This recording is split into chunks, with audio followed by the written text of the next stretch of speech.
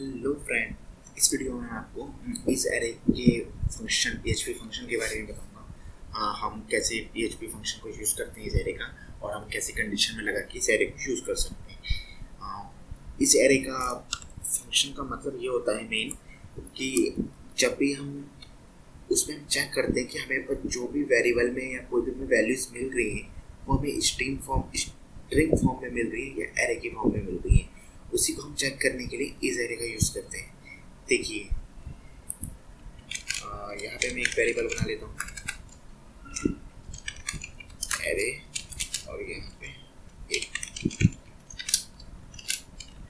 Array बना लेता हूँ जिसमें मैं कुछ वैल्यूज सेट करवा लेता हूँ।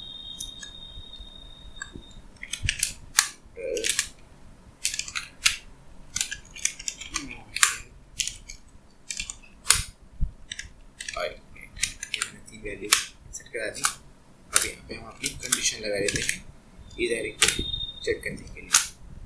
तो नाउ इस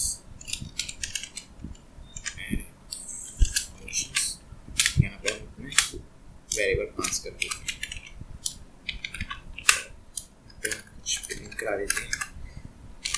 अगर हमारी वैल्यू ट्रू है तो ये अवेलेबल प्रिंट हो जाए।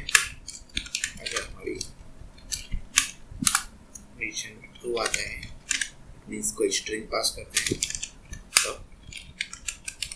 ये वाला आउटपुट शो है।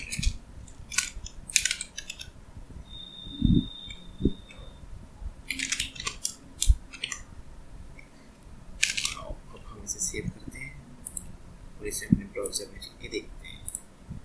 ब्राउज़र में प्रिंट हमारा अवेलेबल, क्योंकि हमने यहाँ पे एरे पास किया है तो हमारा आउटपुट क्या है, अवेलेबल।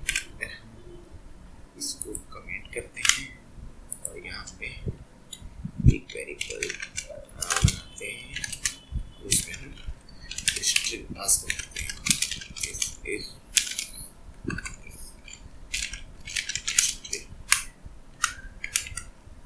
अब हम देखते हैं जो कि नॉट अवेलेबल। आपको यहाँ पे क्लियर हो गया होगा कि हम इस एरे का क्यों यूज़ करते हैं।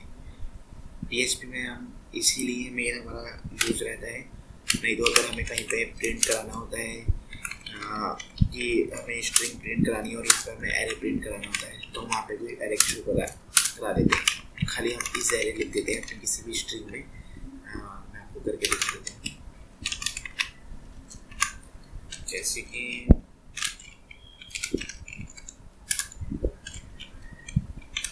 कोई स्ट्रिंग है और इसमें मैंने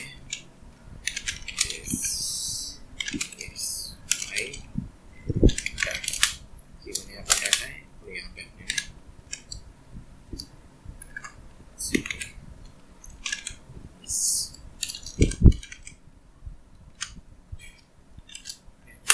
दिया और यहाँ पे मैं अपना एरे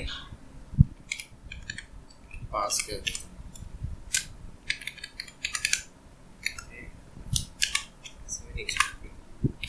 इसका मतलब मैं जब इस स्ट्रिंग को प्रिंट कराऊंगा, अगर इस एरे में स्ट्रिंग है तो ये प्रिंट नहीं होगा।